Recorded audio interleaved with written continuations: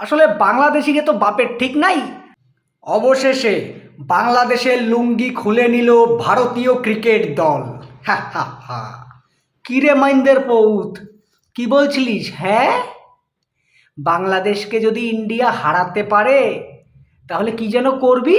অবশেষে বাংলাদেশ বনাম ইন্ডিয়ার চ্যাম্পিয়ন ট্রফি ম্যাচ নিয়ে আমি আবারও চ্যালেঞ্জ করলাম, যদি ইন্ডিয়া বাংলাদেশকে হারাতে পারে তাহলে আমি প্রকাশ্যে লাইভে এসে মানে পাবলিক প্লেসে ভিক্ষা করব। ভিক্ষা করবা তুমি? হ্যাঁ, ভিক্ষা। তোর পেজের যেন এর পরের যে ভিডিওটা আসবে সেইটা যেন তোর বাটি হাতে নিয়ে ভিক্ষা করতে দেই, না এলে কলম খবর আছে। আমি জানি বাংলাদেশ দল অনেক স্ট্রং।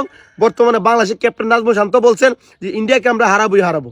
ওরে আমার স্ট্রং টিম রে, 50 ওভার আর খেলা লাগে নাই, তার আগেই অল আউট হয়ে গেছে।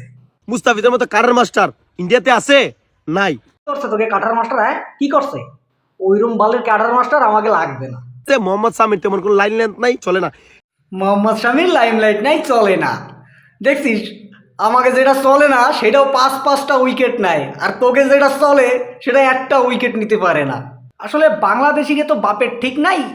আজকে অস্ট্রেলিয়া, কালকে পাকিস্তান, তারপরে আফগানিস্তান।